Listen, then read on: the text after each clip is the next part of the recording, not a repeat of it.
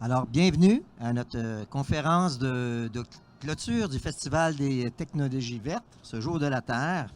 Alors, on termine avec une conférence sur le vélo, le VéloVolt, le potentiel du vélo, assistance électrique comme alternative à l'auto solo. Alors, avec un témoignage de deux invités. Donc, Aline Berthe de l'Association des centres de gestion et déplacement du Québec. Alors, Aline détient une maîtrise en environnement de l'Université Sophia Antipolis de Nice, en France. Elle travaille 5 ans dans un bureau d'expertise conseil d'études d'environnement près d'Avignon, établi au Québec depuis 2005. Elle œuvre au sein des centres de gestion des déplacements pour une mobilité plus durable dans les pôles d'emploi de la région métropolitaine. Depuis 2017, elle est directrice des CGD métropolitains, MOBA, Voyager Futé et le CGD Est de Montréal et l'Anaudière. Elle est également présidente de l'Association CDG du Québec. Alors, bienvenue, Aline. Merci. Et nous accueillons aussi Agnès Rakoto d'Équiterre. Alors, le parcours d'Agnès est à la croisée des domaines du transport et du communautaire. Après avoir travaillé en France, notamment sur l'implantation du tramway de la ville de Reims, elle arrive au Québec en 2013. Cycliste à l'année longue, elle rejoint l'équipe de Cyclo Nord-Sud au BNL qui revalorise les vélos et prend conscience de la place essentielle du vélo dans la mobilité durable. Agnès intègre Équiterre en 2021 pour mener le projet VéloVolt et continuer à poser des actions en faveur d'une mobilité plus douce et durable. À vous, mesdames. Merci beaucoup. Merci. Bonjour tout le monde. Bonsoir. Donc, je suis ravie d'être là ce soir avec vous en compagnie d'Aline pour vous amener une réflexion et qu'on voit ensemble quel est le potentiel du vélo à assistance électrique comme alternative à l'auto solo. Pour vous remettre un petit peu en contexte, comment est-ce qu'on a créé cette soirée, enfin en tout cas cette présentation avec vous, c'est qu'on a constaté que le secteur des transports est un des secteurs qui est le plus émetteur de GES au Québec.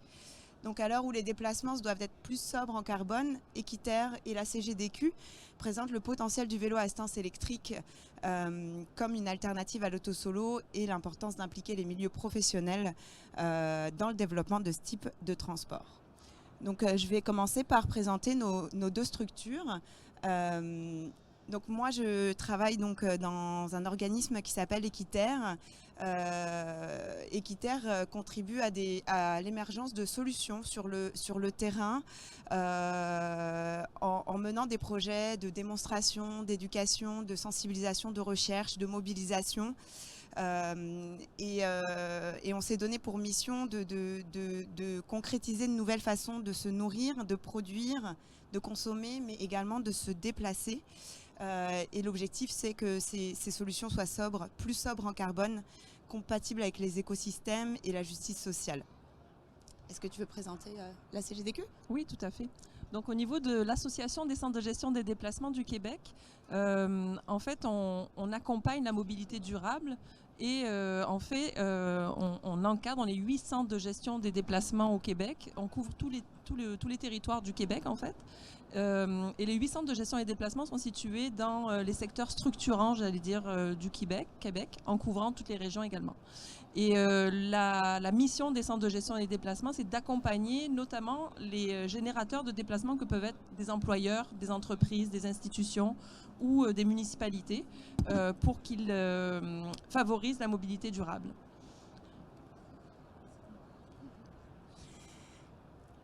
Donc en fait, ce soir, on va vous parler un peu des constats et du potentiel du vélo à assistance électrique.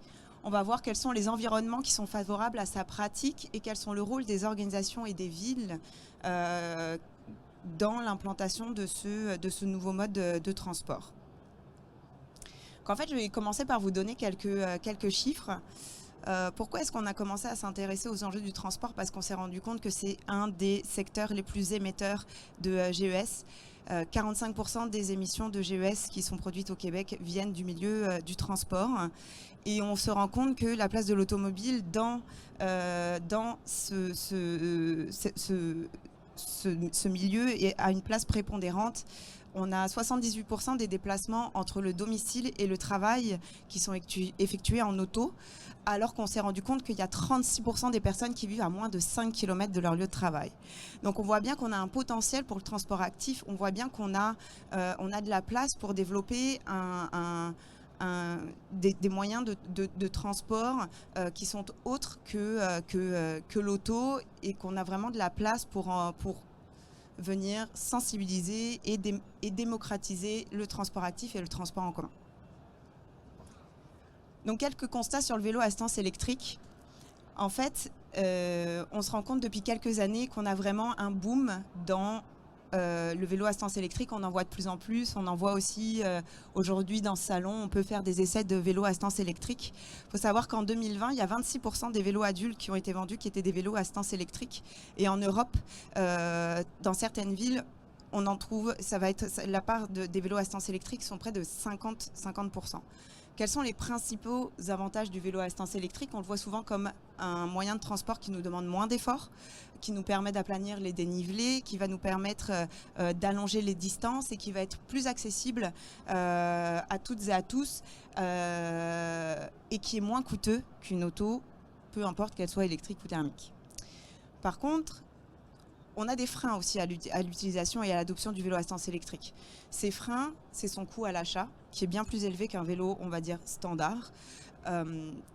Et aussi, on se rend compte qu'il y a beaucoup cette peur du vol du vélo à assistance électrique. Avec le manque de stationnement sécurisé, on se rend compte que les gens ont du mal à passer le cap à acheter ce type de vélo, parce qu'aujourd'hui, on a du mal à sécuriser son vélo quand on est dans une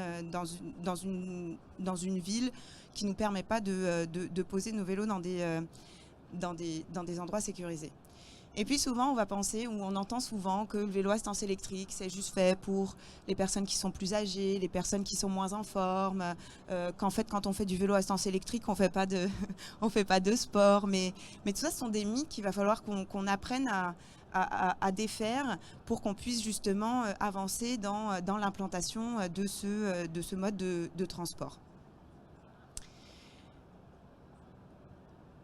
Ensuite, je suis peut-être passée un petit peu vite. Voilà. Pour ce qui est du potentiel du vélo à assistance électrique, on va voir trois parties qui vont vraiment nous intéresser. C'est ce qu'on va appeler le transfert modal.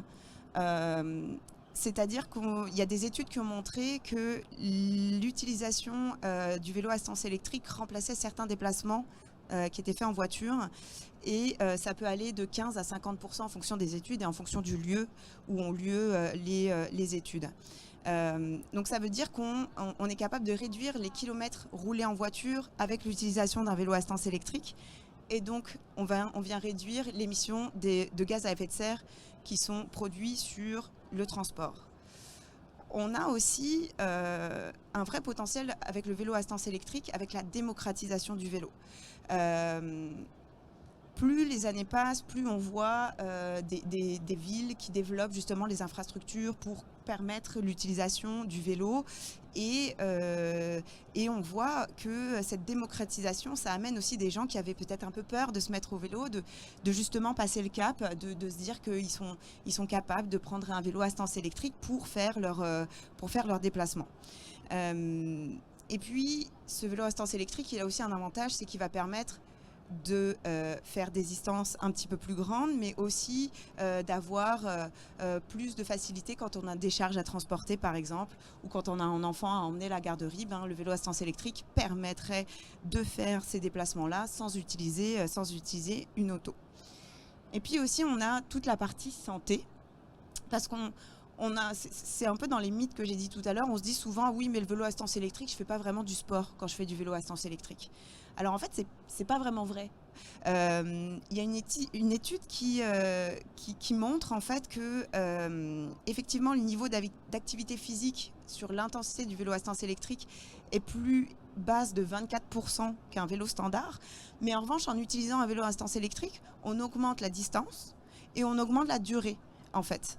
Donc on va être amené à faire du vélo plus longtemps, sur des distances plus grandes et plus longtemps dans l'année, en fait. Ça allonge aussi la période dans laquelle on va faire du vélo. Donc c'est ça.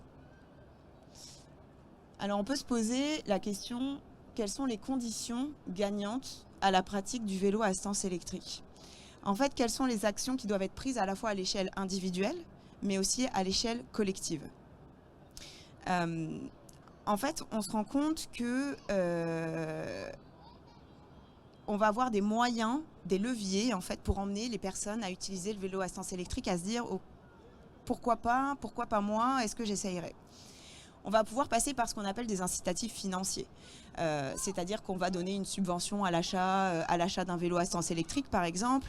Ça se fait dans certaines villes et ça se fait pas très loin d'ici, à Laval. Il y a une subvention. Si vous voulez acheter un vélo à assistance électrique, on va vous aider à l'acheter.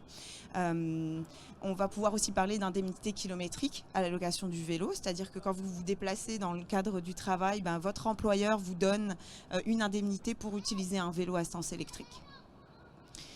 On doit aussi penser à avoir des infrastructures qui sont adaptées. On en parlait tout à l'heure, les stationnements à vélo sécurisés. Est-ce qu'on a envie d'utiliser son vélo pour aller au travail lorsque je ne suis pas capable de garer mon vélo dans un stationnement qui m'assurera de retrouver mon vélo à la fin de ma journée? Mais aussi des pistes cyclables qui sont plus adaptées et des structures au sein des entreprises qui permettent à l'employé de se sentir bien s'il arrive en vélo, donc des casiers, des douches, pour qu'il puisse profiter pleinement de sa journée après être arrivé au travail. Et puis, on a aussi ce qu'on appelle la gestion de l'offre. C'est-à-dire, et puis peut-être qu'on en reparlera avec toi, Aline, tout à l'heure, c'est peut-être qu'il faudrait qu'on commence à penser vraiment à une flexibilité dans les formules qu'on nous propose, justement sur l'utilisation de ces vélos à assistance électrique. Est-ce que ça pourrait passer, par exemple, sur de la location longue durée via des magasins de vélos, par exemple? Est-ce que ça pourrait être de la mise à disposition d'un vélo d'une flotte de la part d'un employeur ou d'une municipalité? De pouvoir permettre à la personne d'utiliser un vélo à assistance électrique sans forcément avoir besoin de l'acheter et que ce soit un bien de possession personnelle. Et la dernière action qu'on pourrait poser, c'est de voir comment est-ce qu'on fait pour que les modes soient complémentaires entre eux. C'est-à-dire, si moi je prends mon vélo à assistance électrique, mais qu'en fait je me rends compte que ma distance avec le travail elle est de 30 km, est-ce que je pourrais pas d'abord prendre un train et en descendant de mon train, je trouverais une flotte de vélos à assistance électrique et puis pour mes derniers kilomètres, je prends mon vélo. Et ça m'éviterait de prendre ma voiture. Donc c'est à ça aussi qu'il faudrait qu'on réfléchisse et tout ça pourrait amener ce qu'on appelle un changement de comportement et donc ça voudrait dire qu'on abandonne son auto pour utiliser un vélo à assistance électrique ou un vélo standard.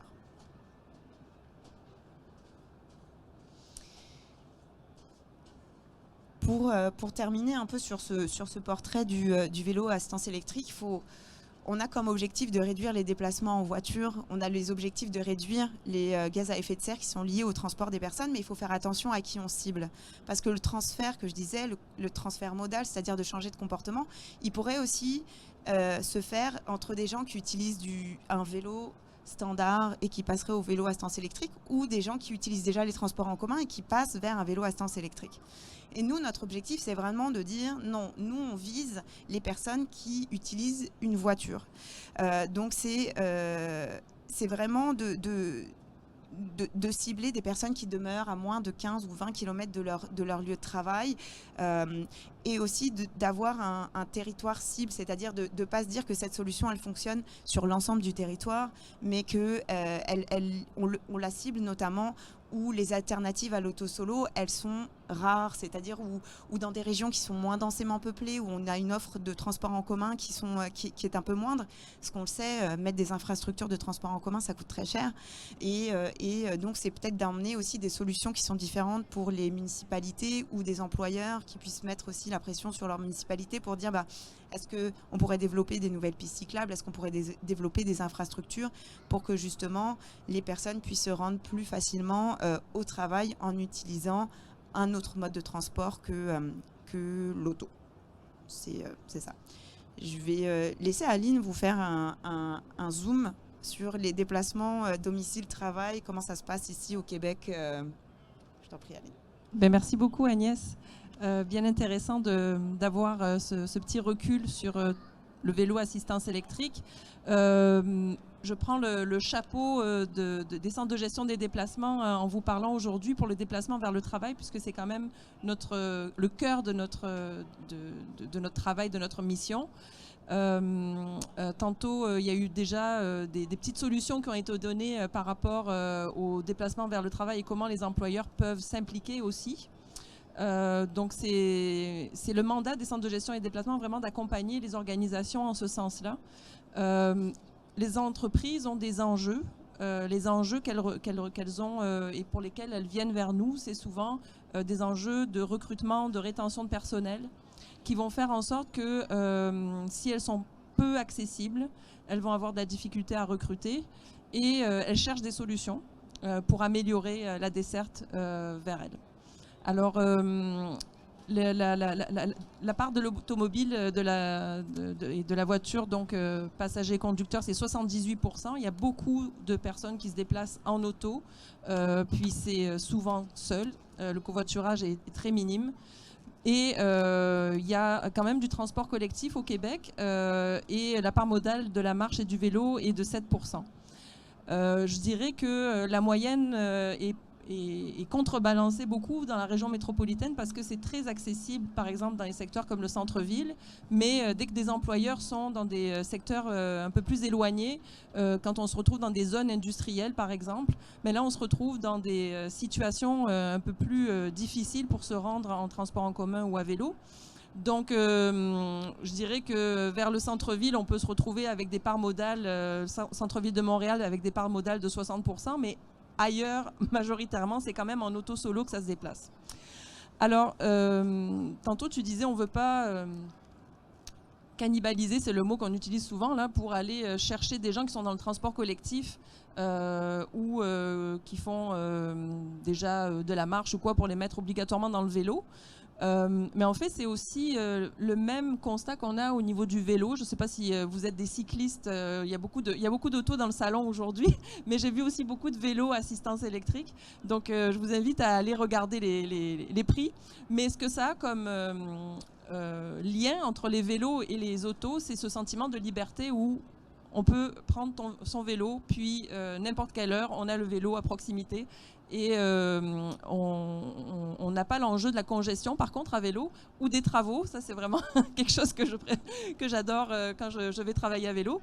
Et de passer d'une voiture à ne pas être contraint à certains horaires, comme avec le transport collectif ou avec le covoiturage, mais ça répond vraiment à un besoin, je pense, de l'automobiliste. Donc, je trouve que le vélo est plus facilitant pour aller chercher les automobilistes.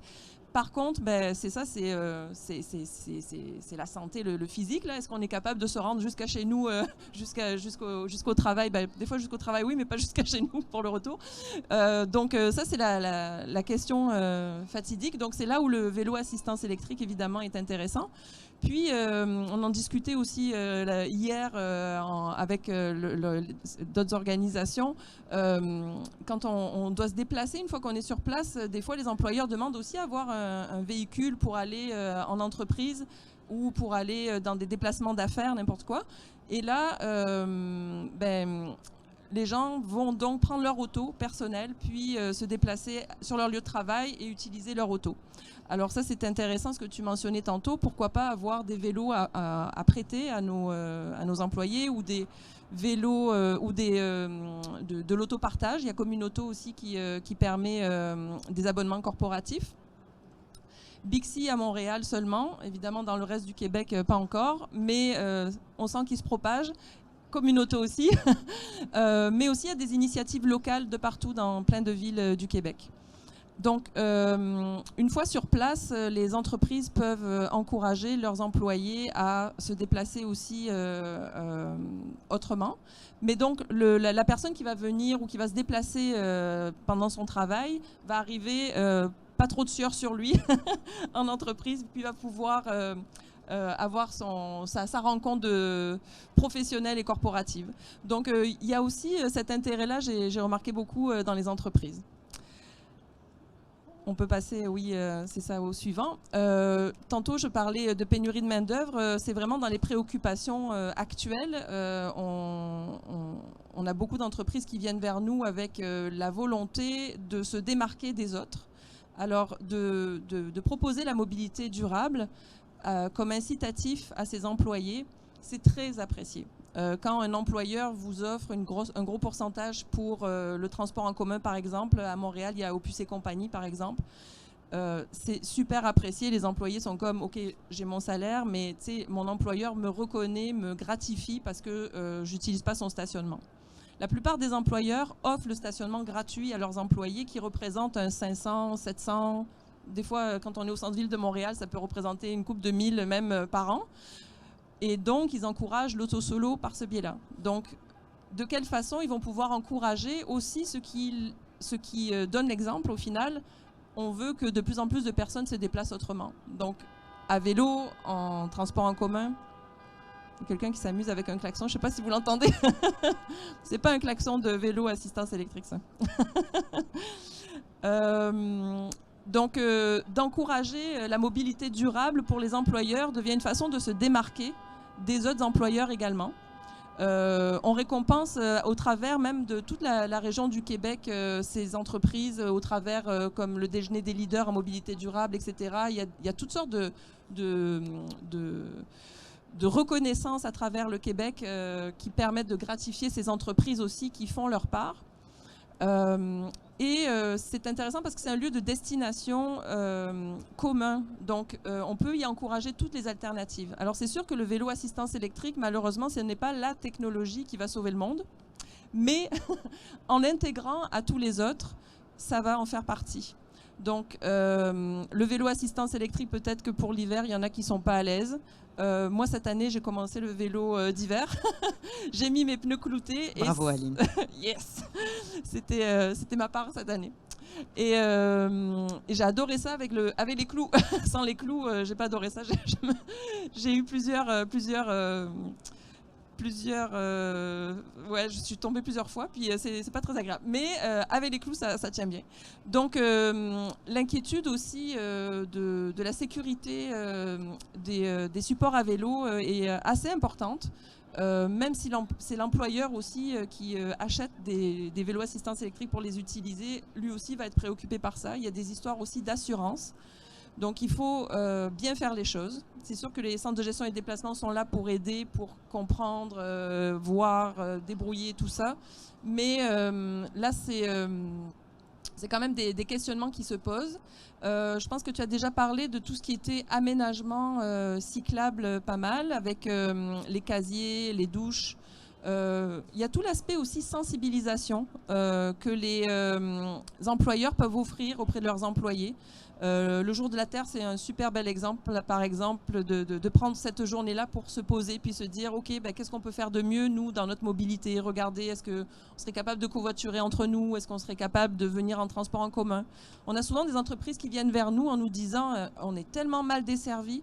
Mais en fait, ils ne savent pas tant que ça non plus. Là. Ils ne savent pas non plus tant que ça, c'est un des enjeux des entreprises, ils ne savent pas non plus tant que ça où habitent leurs employés.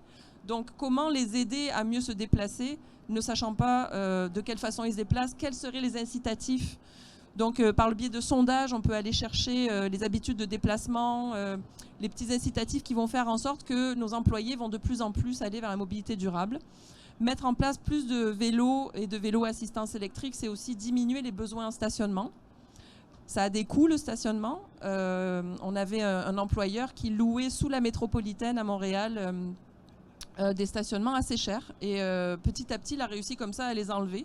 Puis cet argent-là, ben, il a réinvesti pour la mobilité durable. Donc le stationnement, c'est une source très intéressante aussi de financement de la mobilité durable. Donc ça, c'est le vélo ne prend quasiment pas d'espace, on s'entend. Donc par rapport à un stationnement, là, ça va être vraiment très, très gagnant.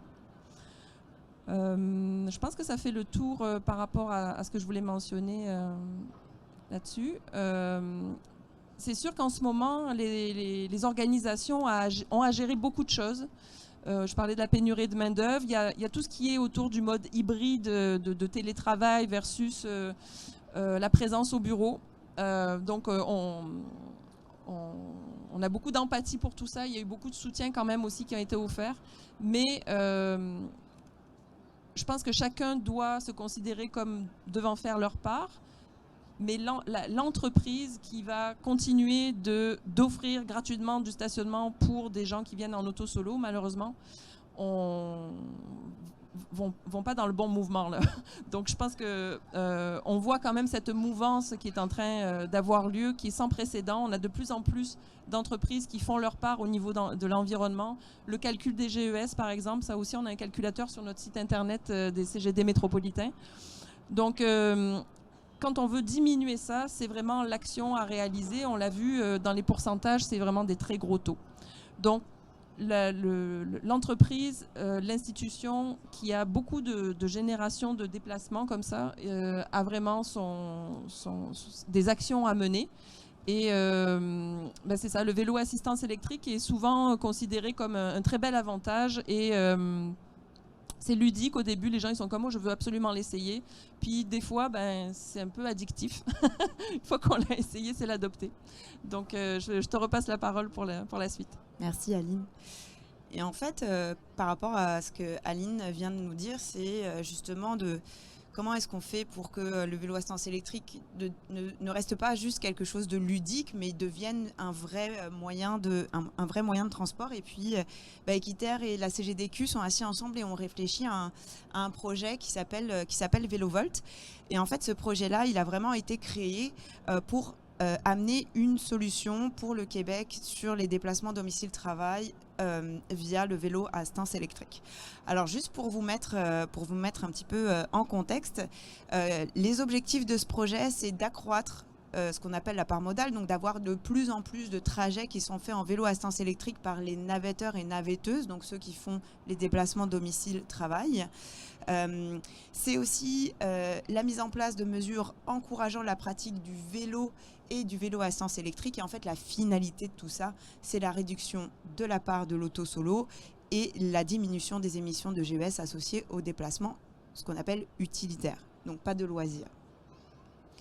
Les différents chantiers qu'on a, on a 3 chantiers sur ce projet. Ça va être promouvoir le vélo à assistance électrique auprès du grand public, mais aussi des travailleurs et travailleuses québécois pour leur déplacement quotidien via des kiosques de sensibilisation et des essais de vélo à assistance électrique en milieu professionnel. On va aussi dresser l'état des lieux du vélo à assistance électrique au Québec et comprendre son potentiel en fait.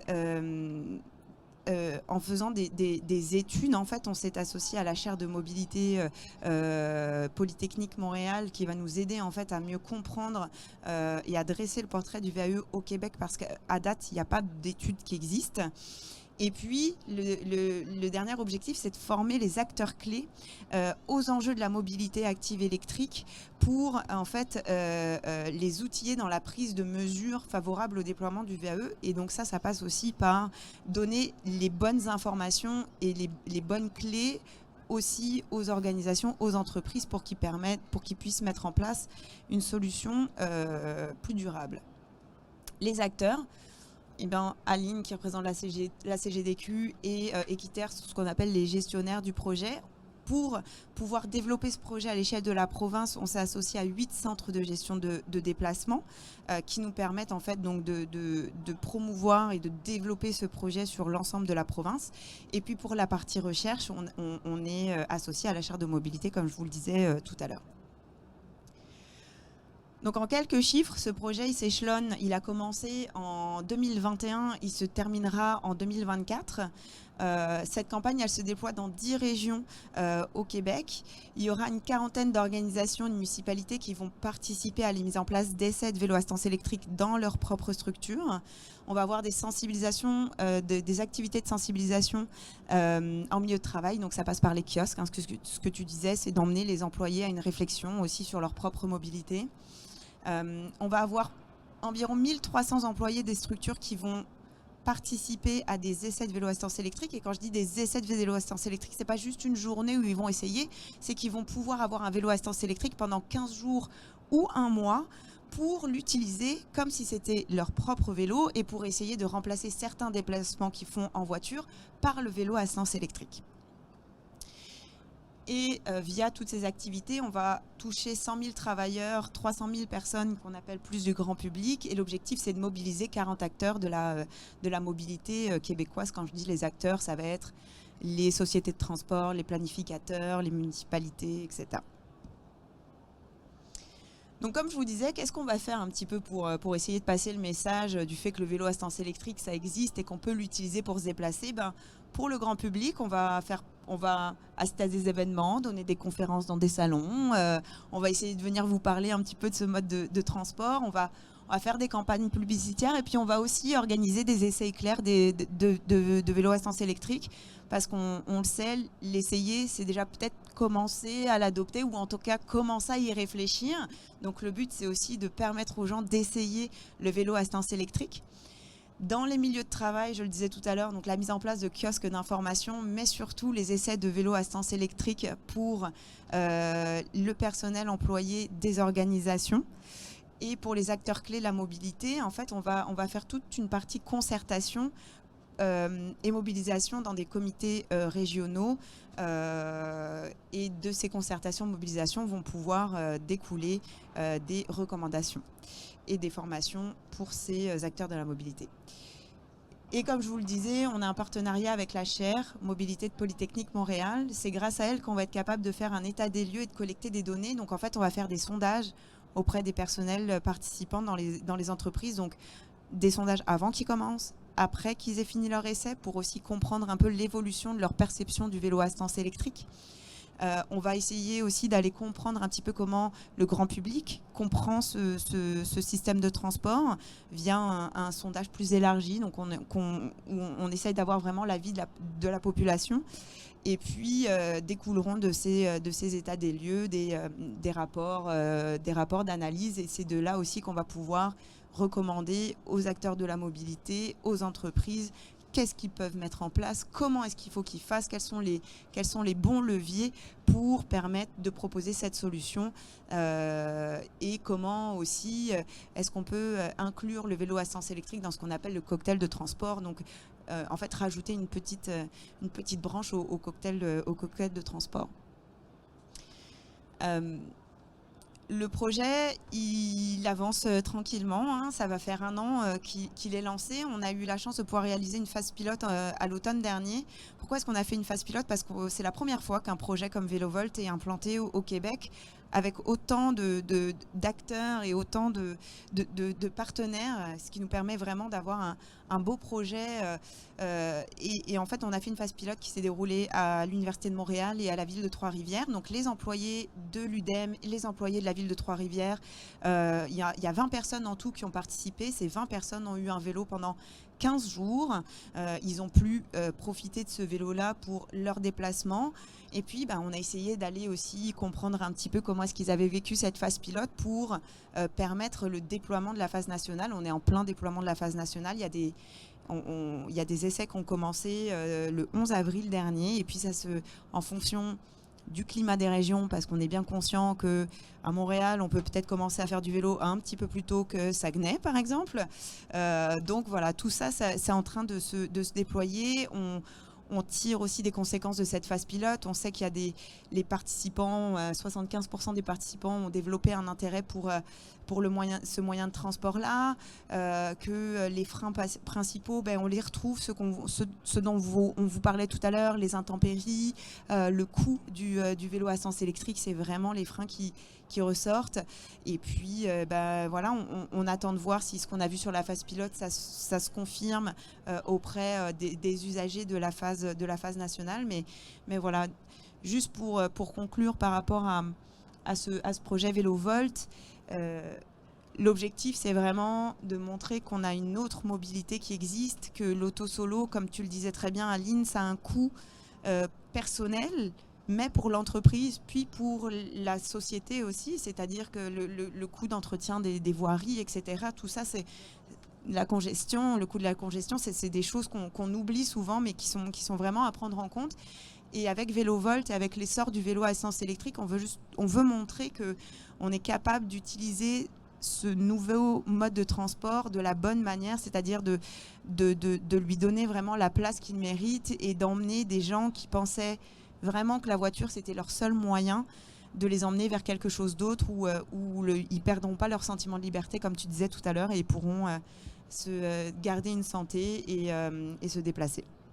Est-ce qu'on peut dire que les organisations intéressées peuvent aller consulter sur le site internet d'Équiterre, de nous suivre sur les médias sociaux? On a quand même sélectionné, on ne veut pas faire de frustration non plus, là, mais il va y avoir des élus entreprises. Mais je sais qu'il y en a vraiment beaucoup qui sont intéressés.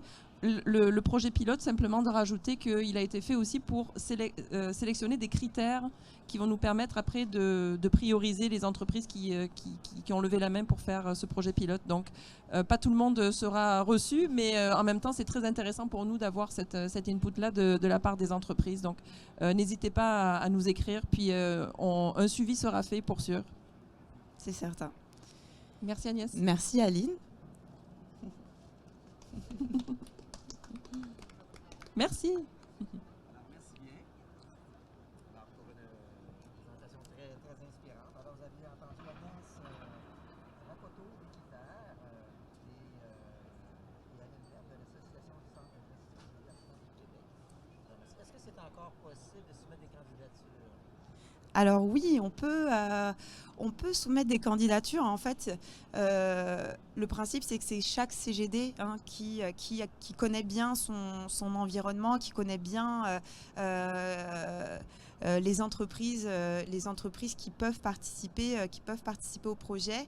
Ils peuvent retrouver sur le site de la CGDQ le CGD dans lequel le territoire dans lequel l'entreprise fait partie. Sinon, sur le site d'Équiterre, vous avez les coordonnées, puis nous, on fera le lien. En fait, on travaille vraiment main dans la main, c'est-à-dire que même si vous contactez Équiterre, si l'entreprise est intéressée, qu'elle nous contacte, on fera le lien vers le CGD concerné pour que l'entreprise puisse aussi avoir une réponse. Alors, comme le disait Aline, ça a été vraiment populaire. On a eu vraiment beaucoup d'entreprises qui étaient intéressées à participer à VéloVolt.